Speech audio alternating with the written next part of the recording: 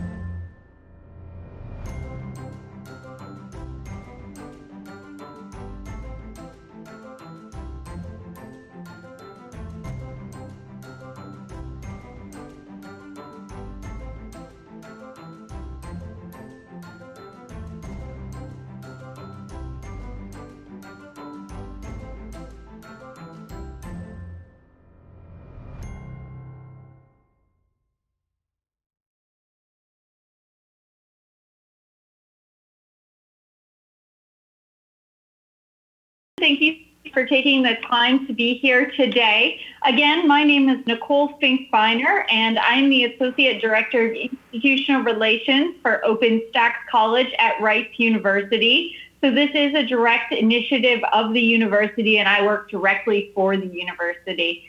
I have ties to Michigan. I grew up in Battle Creek, Michigan, and actually worked at Kellogg Community College for 5 years. So I always feel like I'm at home when I'm talking to colleges and universities from my home state.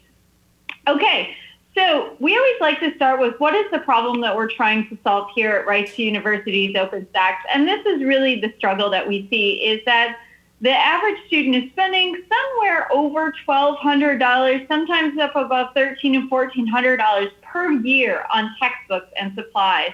And to put that in the context of a student budget, a student would have to work 28 hours in a minimum wage job just to be able to purchase a $200 textbook.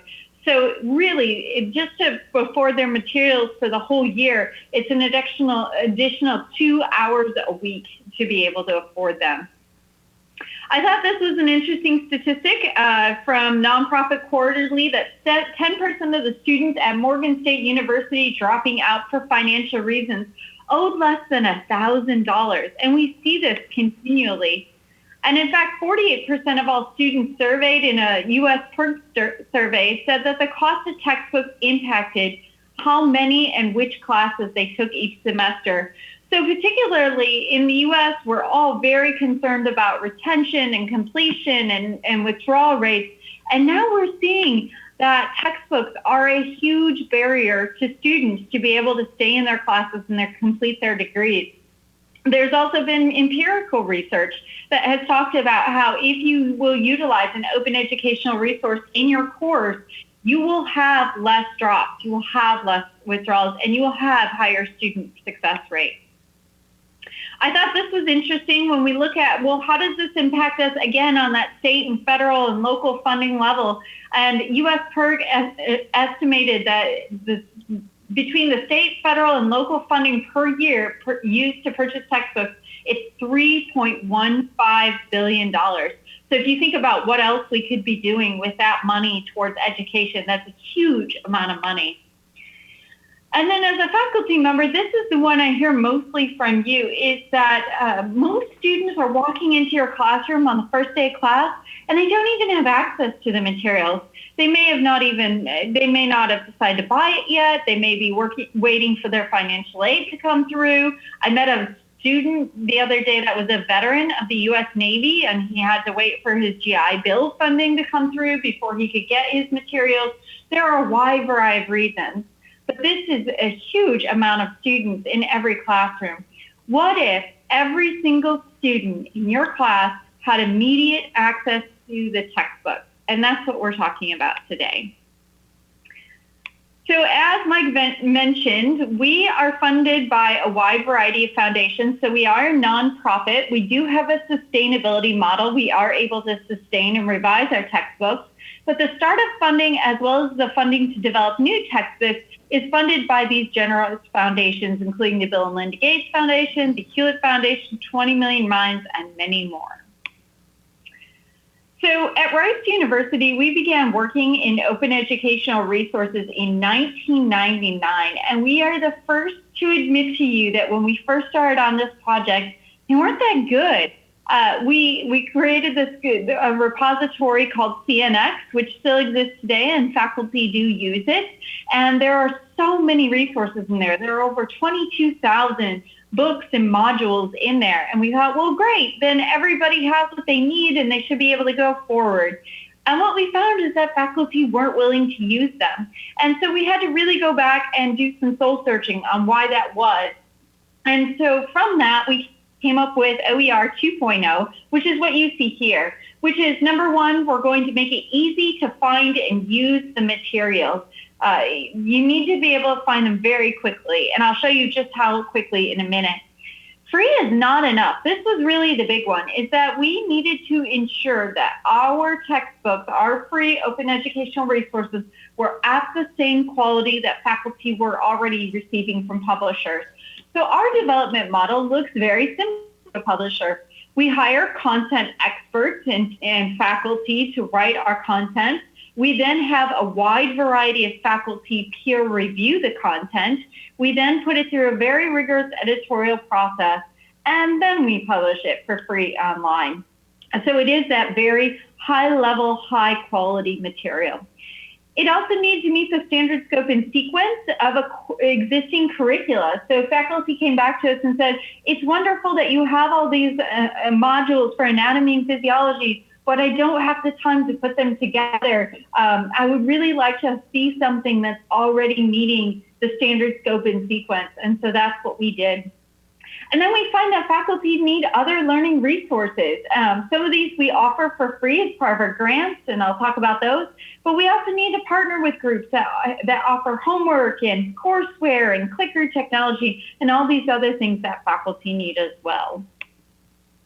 So here are our textbooks thus far. We are in the process of developing 25 textbooks. And so at this point, the biggest question that most faculty ask me is, how are you deciding which textbooks to develop? Well, it is, since our mission is to drive down student costs for as many students as possible, there are two main criteria that we use to determine which textbooks. Number one, how many students are taking the course nationwide? We really want to impact as many students at scale as possible. So we know that there are 1 million students a year taking U.S. history. There are 1 million students a year taking psychology. The second criteria is, how expensive are the textbooks that are currently in the market? So as you'll see, there are some high enrollment courses where the textbooks aren't very expensive. They're $40, which isn't terrible. But it's not uncommon for us to see a physics book about $350. It's not uncommon for us to see an algebra and trigonometry book about $200. I find it ironic, but economics is one of the most expensive textbooks in the market. Thank you for laughing at my corny jokes. So just to give you an idea, these are not GRCC. You could most certainly look these up, but I went to a random school and I went to their course descriptions and found out which textbooks they were using and actually looked up the textbook prices. And this is what I found. And again, think about it. A student to be able to afford a $200 textbook needs to work 28 hours at a minimum wage job. And look at all these numbers. I actually found a new economics textbook that was published the other day, and they're selling it for $378. So you can see very quickly how with just about 1,000 students, this can very quickly add up. So who's using these resources? Well, as I mentioned, OpenStax began developing these full-blown textbooks in 2012, and we have just seen massive uptick of these. We have over 2,700 adoptions at over 1,700 schools, some of them international, but I really focused on the U.S., and most of our adoptions are at the U.S. level. And as you can see, it really runs from a wide variety of schools: Ivy League, community colleges, private schools, specialty schools, state systems. All of the above are utilizing OpenStax, and you can actually see the full list on our website. And with that, I figured you would be interested in finding out who is using these resources at GRCC. And so you have a wide variety of adopters at GRCC already. Anatomy and physiology, all of the faculty are using it for 2 courses. They're using our biology book for 2 different courses, college physics for 2 courses, U.S. history, as well as statistics. And then also, I wanted to highlight and thank both Patricia and Lee, who have worked on our textbooks as contributors to our textbooks and peer reviewers to our textbooks. We also are partnered with schools, and you'll see again, Grand Rapids Community College is one of our schools. And these are colleges and universities who have made a very concentrated and dedicated effort to promoting open educational resources on their campus. And the list continues to grow every single day. So one of the big questions that we get about open educational resources is, what about academic freedom? Well, we work directly for a professor here at Rice University. He's actually a machine learning professor, and you are at a community college. So academic freedom to us is absolutely essential. And we believe that this really enhances your academic freedom. Number one, it provides faculty with more choices for their courses. Our books are copyrighted, but we license them under the Creative Commons licenses, which allows you to utilize these in so many different ways. Faculty don't feel bad about assigning different sections of different textbooks because they're available online for free. Faculty will flip their classrooms and create YouTube videos. They'll create websites with our content directly on the website. I have seen so many amazing things done, and faculty have the freedom to do that. You're also allowed to edit and adapt them completely permission-free. So faculty edit and adapt our books all the time to work for advanced courses, for specific courses. We just published 3 AP editions of our books for macroeconomics, microeconomics, and physics because we found that so many faculty were asking for that and adapting our books for that. And then it prevents faculty from being locked into a particular platform or system. So one of the things that we heard very often from faculty is, I really like the McGraw-Hill textbook, but I like the Pearson homework system better. But I'm forced to choose between those two because they don't work together. So I either have a book I like or a homework system I like. We didn't think that was very academic freedom friendly. So what we did instead is we have partnered with a wide variety of independent homework and publisher homework providers, courseware providers, and clicker technologies. So if you want those, you can use them. You don't have to. And you can choose which one will work best for your course. It also creates a competitive open market environment for those services, which helps with quality and cost. So we don't believe that OER should ever be legislated or mandated, and that it needs to stand on its own for publisher material.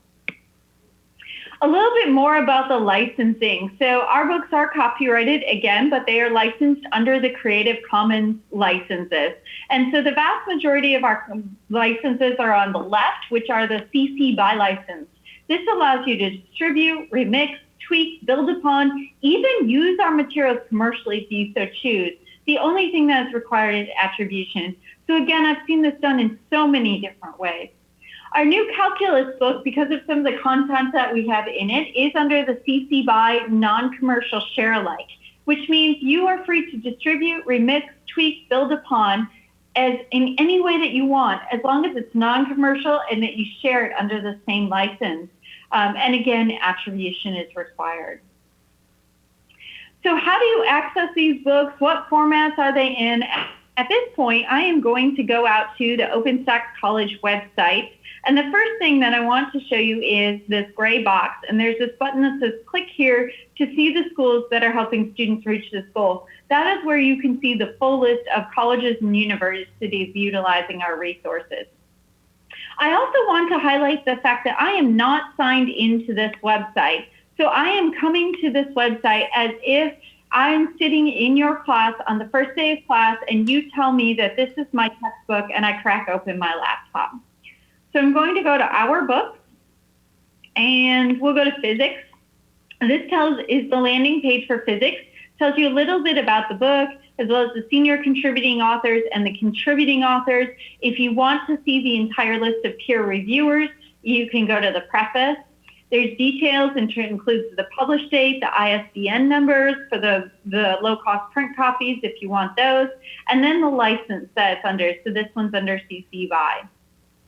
So I'm going to click on Get This Book, and these are the ways that the OpenStax books are available. The first one that I want to highlight is the PDF. It is completely free, so students can download it. It never expires. So they will always have access to this as long as they can remember where they saved it. If they can't, they can always re-download it. They can print it if they so choose. I don't necessarily recommend that because printer ink is so expensive, but they could if they wanted to. The second version is the web view. It is also completely free. Students can read the book live on the web from any internet accessible device. It is a responsive design. So I met a student the other day that told me how much he enjoyed reading it on his iPhone. I've seen students read on their Kindle, iPad, Samsung Galaxy, you name the device, it reads very well. Faculty really like the web view because they can hyperlink to different sections of the book from websites, from their LMS, in emails to students, a wide variety of ways. And then we also have the web view is ADA compliant, but we've also went a step further and we have Bookshare versions of some of our textbooks that are a free accessible version of the book. So all of those are completely free, and approximately 90% of students utilize both the PDF and web view. They typically jump back and forth between those. We do also offer print copies of our textbooks. We find that approximately 10% of students do want to buy a print copy and will buy one. So we do sell them. They're hardcover, full color, same as you would get from a publisher. And we sell those two different ways, through the bookstore as well as individual orders via Amazon. Our books are sold basically at cost, so it really depends how thick they are. The thinnest ones, like our sociology books, go for $29. Our most expensive one is around $58 because it's about 1,600 pages. But we're very clear to the students how much they should pay for those. And then we also have an iBook version of the textbook available for students that want that. It is a premium interactive version. It downloads to their iPad, so they don't need to have internet access to do that. Same with the PDF, it's just a little prettier of a format. They can highlight, take notes, quiz themselves, flashcards, even answer questions in the iPad version, and that's $4.99. But again, 90% of students utilize the free versions, and that's completely okay with us.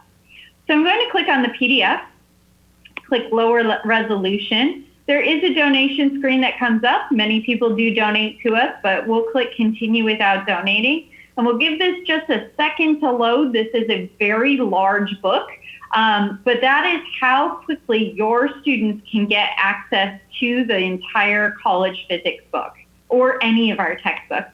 And then you can click down and go into the different parts of the textbook from there and jump around as well. I also want to show you the web view. So I'm going to go back and click Get This Book again. Click Web View. Again, continue without donating.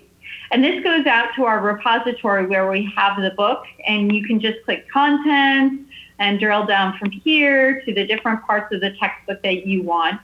And again, faculty really like this because they can hyperlink to different sections of the book from their LMS, email, all types of things. You'll also notice that a new screen popped up, but I want to show you how to get there directly. So I'm going to go to Physics, and this time I'm going to click More Resources. And this is the additional learning resources that we have available for this book, and you can see there's different ones for each book. We have a Getting Started guide for students. I highly recommend this. It explains which versions are free, and if they do opt to purchase one of the other versions, how much they should pay for it. We've got some concept trailers that we did with a partnership with Rice University Online that are very, very cool, like movie trailer type concept trailers for physics. We also have a student solution manual and a How to Succeed in Physics guide. And then starting here, these are all the different online homework, courseware, and clicker technology partners that we have that you can utilize with the book. They do charge a fee for these. It's usually about 65% less than a publisher would charge. So not only is the student getting a book for free, but if a faculty requires online homework, they're getting that at a much more reasonable price as well.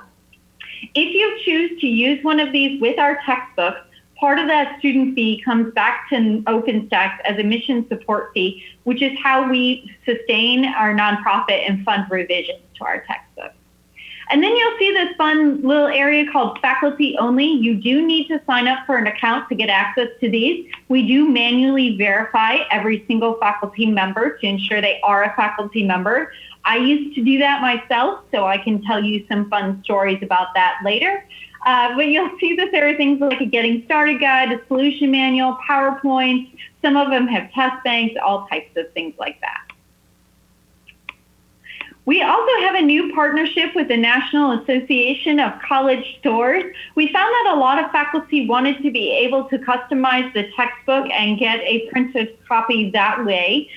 So there is a new tool that you can utilize through NASCORP to do that, and it's called accessyourtextbook.com. Just be careful, there's only one S in that, but that is available as well, and really has opened up a new way for faculty who do want to customize it to be able to offer print.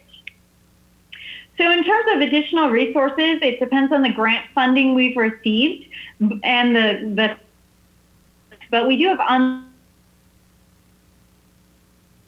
solution guides, solution manuals, and test banks. So how are faculty utilizing these textbooks? Well, the main way is that they're adopting an OpenStax book outright as their main textbook. So instead of using a traditional publisher textbook, they'll assign the OpenStax book. However, there is a second option that we do see used every once in a while, where a faculty member will recommend an OpenStax book as an additional option for studying and affordability. And I've seen this done a wide variety of ways. Faculty will put in their syllabus, if you can't afford your traditional textbook, you can use the OpenStax book instead. Or if you are struggling to understand a concept in your main textbook, feel free to jump over to the OpenStax book and see if the way they explain it helps you. Or my personal favorite, I have a friend who teaches biology, and he's in a committee situation where they did not choose the OpenStax book. But what he puts in his syllabus is, if you go on a family vacation and can't study for that upcoming test because you forgot your book, you can most certainly always access the OpenStax book. So some quick FAQs, and then I thought it would be helpful to hear from some faculty members who have utilized our resources. The number one FAQ, as you can imagine, is the one that we get the most often, which is, come on, seriously, these can't be for free. They really are. They have been bought and paid for by the foundation for you to use. With that said, we ask two things in exchange for using our materials.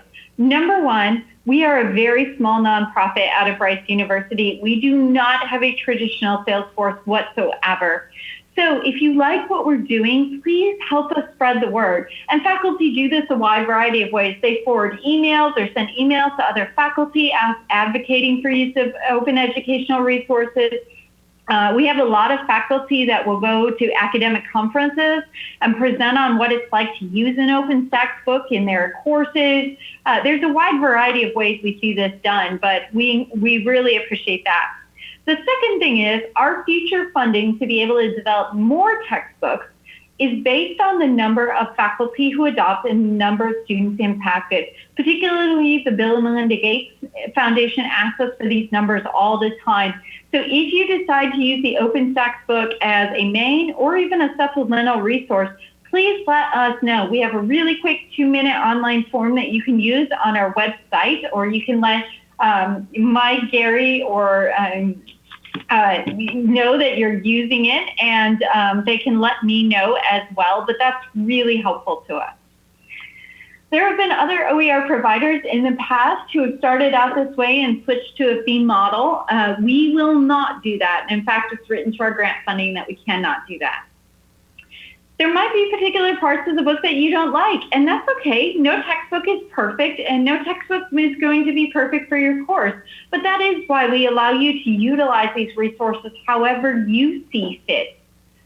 You can absolutely adapt and distribute without permission. The only thing that's required is attribution, so please feel free to do so. If you do that, though, please let us know. We'd love to hear about that. It's really inspiring to our team to hear about the wide variety of ways that people have done that. Faculty are starting to send us additional teaching resources for us to post on our website to support other faculty, so we really appreciate all of that. Comp copies. So one of the big questions that we get often is about comp copies. So every time a publisher hands you a physical copy of their textbook, it costs them approximately $50. And the way that they make up that cost is by raising the cost to students. So since our goal is to keep our print copies basically at cost for the students, as a nonprofit, we have made a strategic decision not to send out a lot of comp copies.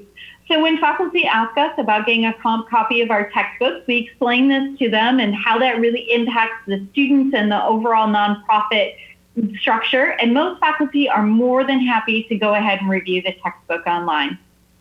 If, however, you ever get into like a big committee situation where you're like, Nicole, I just really need one physical copy to prove that you're real, that happens. We know that happens, and let Mike, Gary, or Bill know, or you can email me, and we'll see what we can do to get you one of our print samples or something else.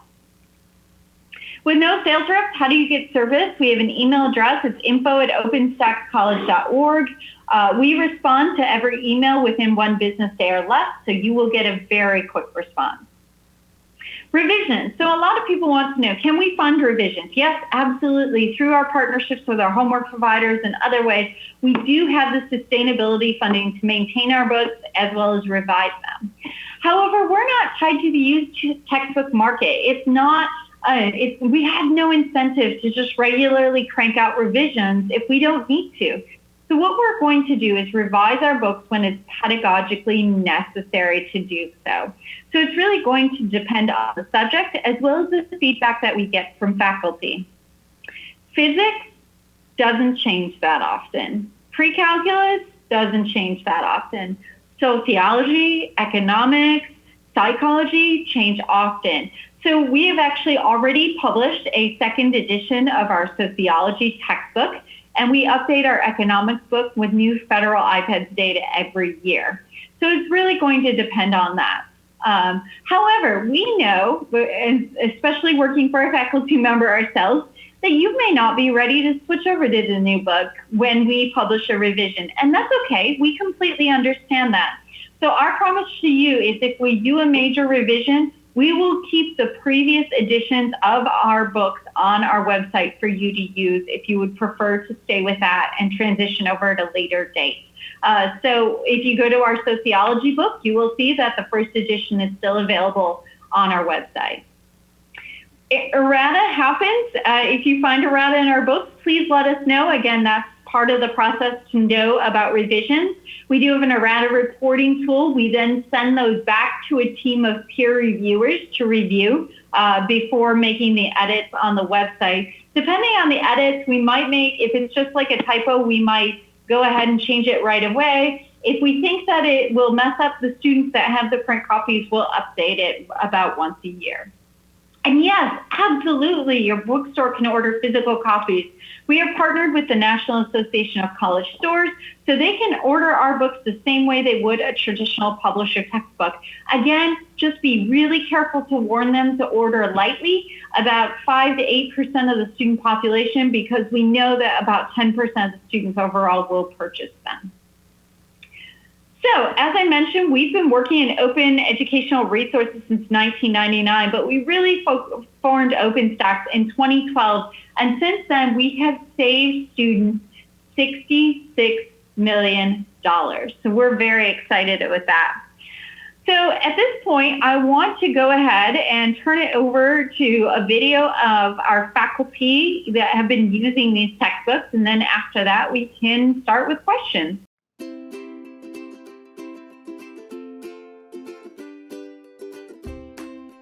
In the past year, my 750 Intro to Sociology students have saved over $100,000 by using my OpenStax textbook.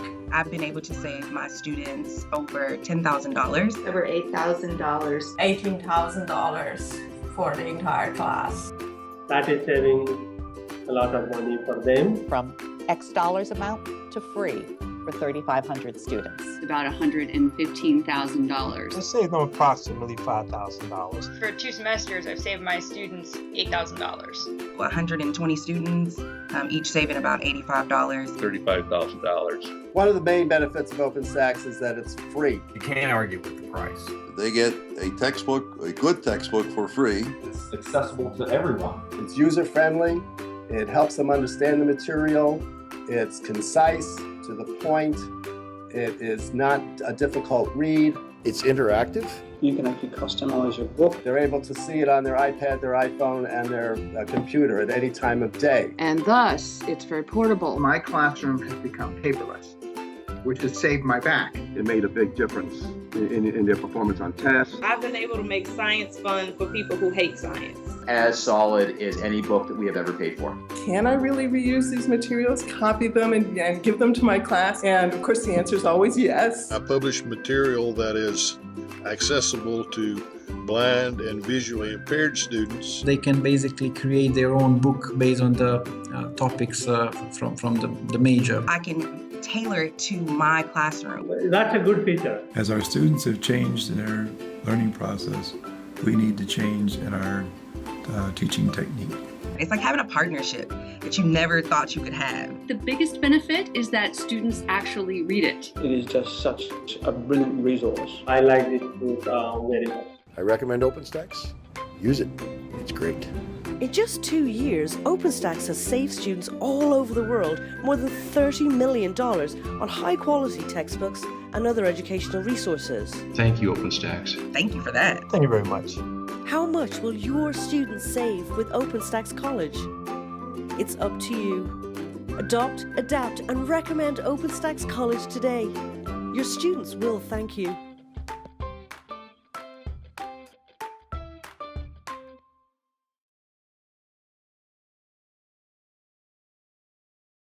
All right. So with that, I would be interested in hearing what questions you have.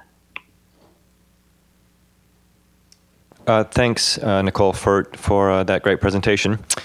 We have, if you came in late, so that we can get these questions into the recording, I've asked that you text them to this number, 616-724-7412, and I'll just read them. The first question came in actually in anticipation of this last night, and the question, Nicole, was to ask you whether your textbooks, and particularly the calculus textbook, was accessible for students with hearing and visual impairments. Sure. Yeah, so our web view is ADA compliant, so I would recommend utilizing the web view. I also know that I've gotten a lot of calls from disability offices who say that downloading the PDF is what they need. So it depends on the device that a student is using, but some of the disability offices have specifically asked for the PDF, and as you know, we offer that openly as well. So Gary, I sent Gary a piece of paper that lets you know, a PDF, I guess, it's not paper since I emailed it, but that has our whole accessibility statement. But absolutely, these books are accessible. Thanks very much. And we will, if we haven't already put that piece of paper on our OER resource page, we'll go ahead and do that. And I didn't mention this before, but for those of you who don't know, we do have GRCC /OER or Open Educational Resources, and we have some resources for folks who are interested in this, including links to OpenStax and other sources of OER materials. And we're also keeping a running tally of the courses and faculty members who have initiated OER adoption, and that's there for your reference as well. And hopefully you can add your name to that list at some point. The second question, Nicole, would a bookstore or other entity printing books and selling at a profit be violating the license if it were CC by NC? Yes. If it was NC, that means they can't do anything with it commercially, so they wouldn't be able to print and sell the books locally. Okay, thank you. If you have any follow-up questions to the questions that I've asked, just pipe up, and we'll feed those in as well.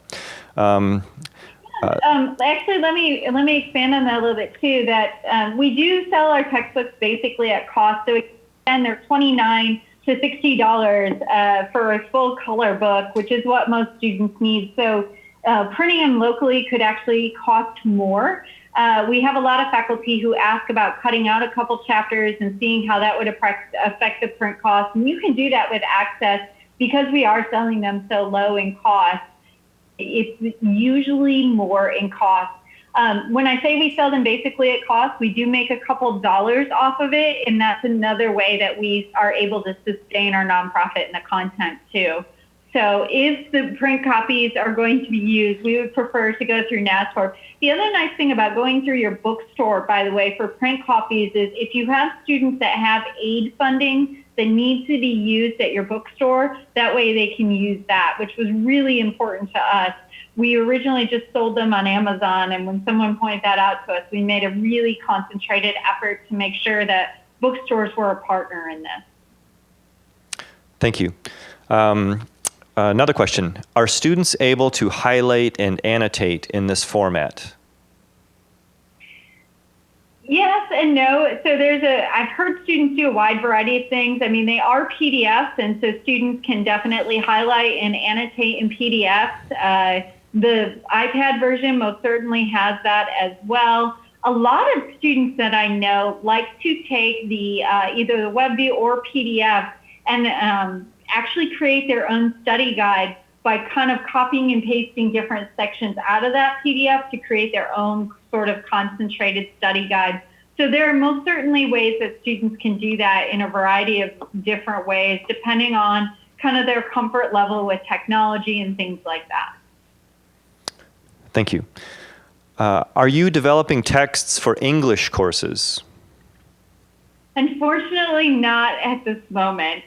So what we see is the high enrollment courses with the extremely high textbook costs tend to be in the math and sciences. So we are working primarily there. We are coming out with an American government book in the next year or two. We're coming out with an elementary algebra and intermediate algebra book. We are also coming out with a microbiology book, and that one is especially exciting because we are co-publishing it with the American Society of Microbiologists to talk about a vote of confidence when you have the main academic organization co-publishing it with you.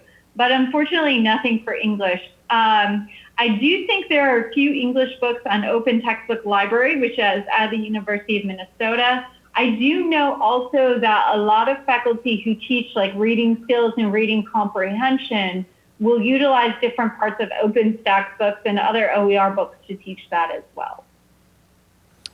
Thank you. And I wanted to also mention, if you don't happen to have a phone or you don't want to use this approach to get your question in, just pipe up and we'll relay your question through to Nicole this way. All right. So don't feel limited by the fact that you forgot your cell phone this morning. Similar question, Nicole. What is your plan process for the next group of textbook adoptions? This particular question comes from the Dean of Workforce Development, and he's wondering if future efforts will involve more of the technical and occupational areas like healthcare and computer information systems, et cetera. Yeah. So we're doing the 25 textbooks first, and then it's really, we're actually in the process of doing a marketed assessment, but it's going to be a long process to see, should we continue to branch out into different subjects, or should we kind of drill down in depth? So for example, we have one physics book. We're actually coming out with a calculus-based physics book too. We have a couple books in biology, one in sociology, one in psychology. So we tend to do right now the freshman core level courses, and we tend to do the main textbooks for those. But as you'll see, we're also doing the entire math path. We're starting with the developmental math all the way up to the calculus. And so we're going to really take a look at which philosophy helps students the most and go forward with there. So it does tend to be those really high enrollment courses, which traditionally don't tend to be the specific trades. I would say that for better or for worse, depending on who you talk to, specifically the healthcare professions, our books for anatomy and physiology and biology are very, very, very geared towards those specific professions. Thank you. Okay, another question. And I've had a number of folks from non-instructional areas ask how they can get involved in this to support open educational resources, because they understand the value of this to higher education, and particularly the way this maps onto the mission of the community college. But we have a question. How do or can non-faculty or technical staff help with content and review of OER? Oh, there's a wide variety of ways. I love this question. I've never had this question before, but I love it. So whenever I'm consulting at the institutional level, one of the main things that I say is that you need to bring a wide variety of people together to make an OER initiative successful. And that goes well beyond the faculty or even the academic staff. So there's just so many different ways. If you are a librarian, librarians are absolutely critical to this process in terms of encouraging and helping faculty find resources, approaching faculty and letting them know a new resource is available. I'm a part of multiple listservs, and one of them is a librarian listserv where I just publish out every time we have a new OER book, and then they go out and talk to those faculty. Instructional designers are a big part of this as well. For example, you saw that we have test banks and things like that, but a lot of faculty, because we don't have them for specific LMSs, are a little unsure of how to get them into a system. So encouraging them and supporting them. I've seen a lot of institutions now that are providing instructional support specifically for OER. That can be it. And the biggest thing is just encouraging and helping to spread the word. We encourage senior administrators to show support for it and let faculty know that this is something that they support as well, and is something that they will be rewarded, not punished for. So there's so many different ways, but including just spreading the word, just letting people know. If you came to this presentation and you know faculty who teach these courses, just let them know that this is available. It can be a big deal. Thank you. Another question. Are you developing a text for communication classes? We are not at this time. It is something we've taken a look at. Again, I do know that the Open Textbook Library of the University of Minnesota, so what they do there is they curate a wide variety of OER resources. Some of them are peer-reviewed and some of them are not. So most certainly take a strong look at the content, but they also post post-production peer reviews on their website. And I do know that there are some communication books in there. I think it's heavily geared towards business communication, but I do know there are some in there. Yeah, thank you. That link to the University of Minnesota page is on our OER resources page if you're interested in taking a look at that. Another question. How can we find out if there is an OER text available for a specific course? I think the best way to do that is to work with your library. Number one, you all have created a website where you can go through and look at the different providers and see if there are texts available. But your librarians can be very, very helpful in that way as well, in terms of searching and finding and helping you utilize the open educational resources. Sometimes I know, and I'm more than happy, as you've already seen, that if I know there's something out there, even if it's not OpenStax, if you want to email me and I will let you know if I know of a resource. But locally as well, your librarians will be absolutely critical, as well as the website you already have in terms of finding resources. Okay, thank you. And Gary Brand has informed me that the OpenStax accessibility statement that we talked about a little earlier, he's just put that up on our OER resource page, grcc.edu/open. So it's there for your reference. That's the last question that anyone has texted me. Does anyone have a question? Yes.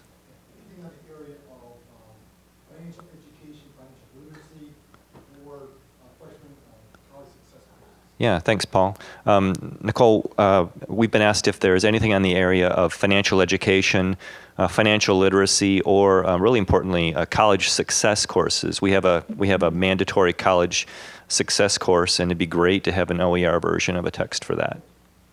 Yeah, I would have to take a look. I think I saw something. OpenStax doesn't have something, but I think I saw something out there. So I will look that up. Let me make a note and send the information to Mike if I find something. In terms of OpenStax, what we found is that it's really, because we're trying to develop textbooks that can be utilized across the country at all different types of universities, community colleges, and private universities, we haven't been able to find a really strong set of like college success or financial success courses in terms of a standard scope and sequence. But let me see if I can find where I saw a student success or college success book and send it to Mike. Thanks. That'd be really helpful. Okay. Okay. One of our really resourceful English faculty members has found a version of a college success course. So thank you, Tony. Oh, perfect. But again, that's a mandatory course in many community college and baccalaureate institutions. So when you talk to Bill and Melinda, let them know that would be that'd be a next great ask. So other questions for Nicole? Anything? Any question you got burning in your heart about this? Yes, Tony.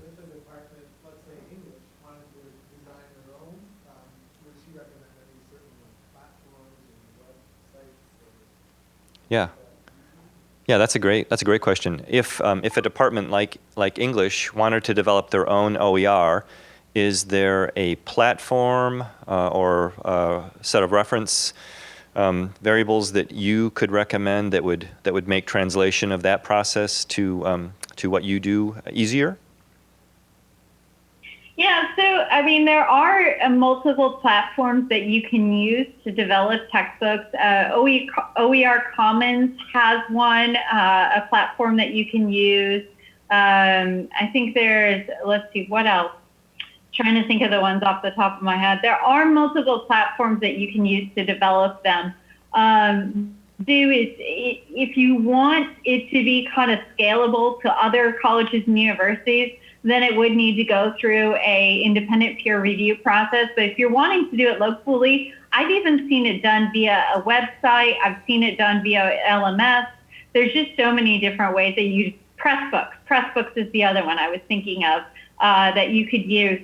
We do have an OER repository you can use as well if you'd like to host content there. It's catnancyxylophone.org, cnx.org. So that's another option as well. Okay, thank you. Any other questions? All right. Well, let me ask you to join me in thanking Nicole for her time. Okay.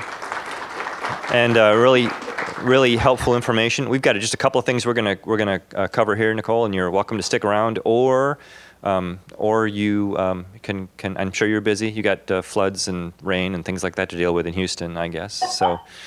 All right. Well, okay. I will let you all talk freely without me, but I will be in touch. And thank you all. And please let me know if you need anything else, even if it's not OpenStax specific. If I know about it, I will get it to you. Thank you. So feel free to contact me about that as well. All right. Well, thank you so much, Nicole. Thank you. Bye now. Bye. Okay, well, and she's exceptionally genuine. She's been terrifically responsive. We've been working with her since we met at the Lansing Community College conference over the summer. And so if you do have questions, she's just a great resource person. And the only reason that we're really invested in working with OpenStax is that they have just a wonderful platform of books that have already been developed.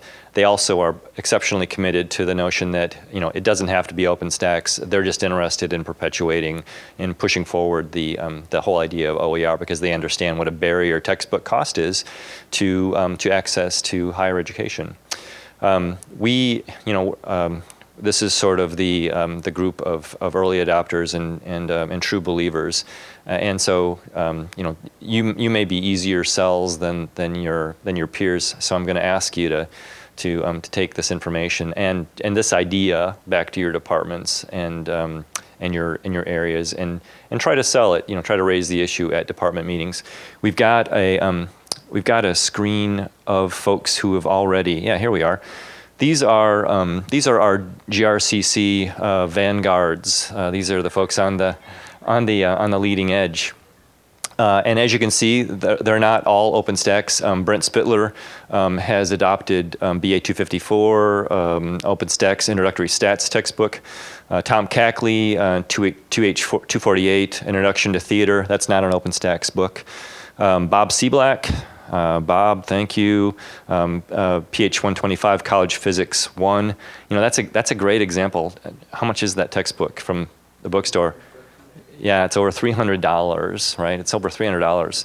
And the OpenStax version, if you want to buy the printed copy, it's less than $50, right? So the amount of money just that textbook is saving alone, that adoption is saving alone, will be tens of thousands of dollars for our students just in a semester.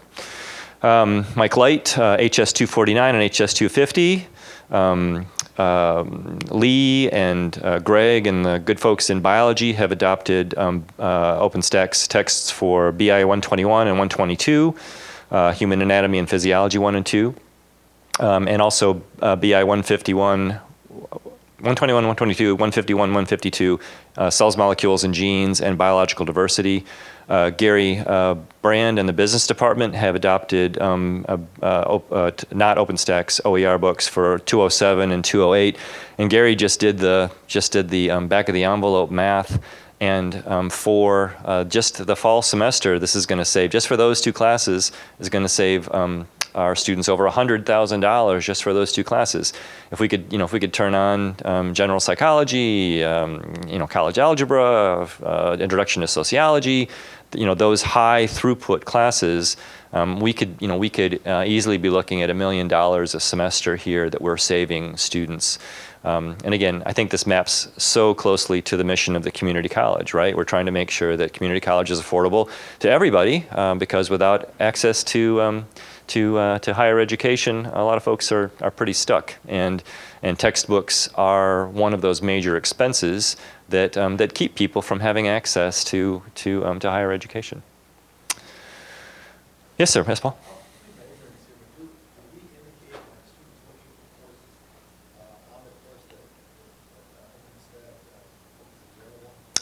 No, but that's a great suggestion, and I'm glad our IT friends are here today, because there are some institutions that do put indicators of OER texts being used with particular sections, and the data from that, as you might not be surprised to find out, suggests that really drives enrollment, and you'll see sections using OER textbooks filling up way before sections that are not.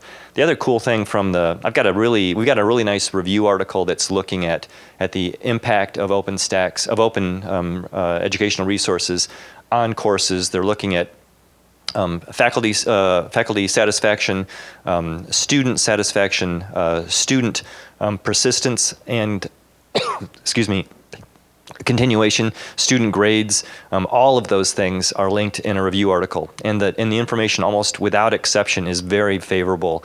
There's either no difference using an OER text compared to a traditional publisher-generated text, or there's actually an enhancement in things like continuation and success.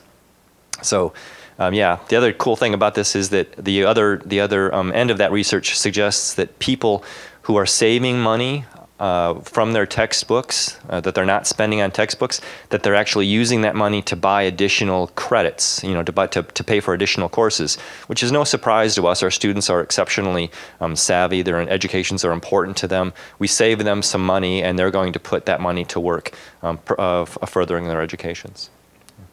Great question, Paul. Thank you. Other questions? Yes, sir. Especially those that are here that have used them, has it been fairly seamless to incorporate that books, or do you have to do that? I don't know. Has anybody here used an OER in their course yet? Probably the closest that we have to that, because this is a pretty new initiative to GRCC, is Brent Spittler. And let me just ask Brent to pop up and talk to you about his experience. Sure. What I did was I lined up this adoption of OER with some pretty significant curricular changes. So for me, what I was doing in terms of updating the course lined up to a good time to adopt this text. So it was a very, pragmatic way of doing it. I feel like I have a lot more flexibility in terms of how I deliver the material in my course with the OER than a conventional publisher text. It's work, but I'd say the curriculum work in general, it's not that different. One thing I will say, what I ended up doing was I had reviewed the OpenStax stats book, and I was pretty much guaranteed to go ahead with that. And then I was working with our lab coordinator, Brian Daly, and he said, I came across this derivative text of the same book, and he said, this is essentially like something you would have written. So I actually ended up adopting a derivative text, which is just as seamless as adopting this one. We have some questions in terms of the printing, but even if you do tend to adopt a derivative text of something, it's an easy adoption. Well, we've got Brent here and he's holding the microphone. Any other questions about adoption, about access that you want to ask?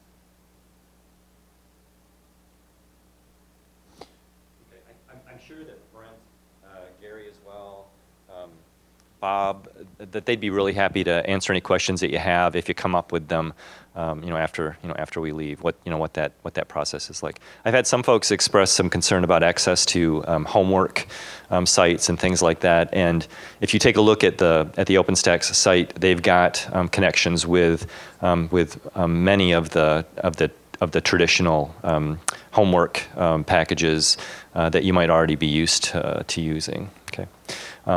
Now, finally, I've had some folks who've actually expressed some concern for commercial textbook publishers, and I don't. I know. I feel like that. I feel like that too. But I just want to assure you that that they've eaten well. For the previous number of decades, and they absolutely are. Here's a slide from the Bureau of Labor Statistics that plots higher education textbook prices since 1980, and it uses that's the Matterhorn line that heads up into the upper right-hand quadrant. But it plots it against the Consumer Price Index, which is used as an analog for inflation. And you can just see that, and Lisa, you may disagree, that may not be a good analog for inflation. But if it's in the ballpark, you can see that that it's many times the expected increase if we based it purely on inflationary pressure. So the textbook publishers have been doing just fine, and essentially sort of holding higher education hostage, because every 2 semesters or so, 2 years for sure, they'll come out with a new edition, and we won't have access to the previous edition that we were using. And OpenStax, Nicole didn't mention this, but I've asked her about this before. She said they spend between $500,000 and $2 million developing each of their texts, and they pay higher education faculty members, content experts, to do that work. So it's the same process. It's just done with a different motivation. And they also have, as she mentioned, they have expert-based resources to use to determine when the review and revision cycle should be conducted, to make sure that the materials are current with our contemporary standards. So don't cry for me, textbook publishers. Okay. Any questions? Anybody else have any questions? Gary, Bill, do you guys want to add anything? Just tell you a quick story. I met with my publisher this week, and I said, I'm thinking actually they knew about it. They knew about this webinar. They knew about what we were doing here, and they met with me, and I said, I'm really thinking about using an open textbook. And they went to the bookstore, took a picture of the prices on the shelf, and gave me this long story about how they don't make any money anymore because students are only buying used textbooks and not new textbooks. So, because we're moving to a new edition, they were going to make some money. They were pretty excited about that. And they said, my current textbook costs $250, and that price was going to go up. And I said, well, what could you do for the students? And they said, well, we can get it to you for $79.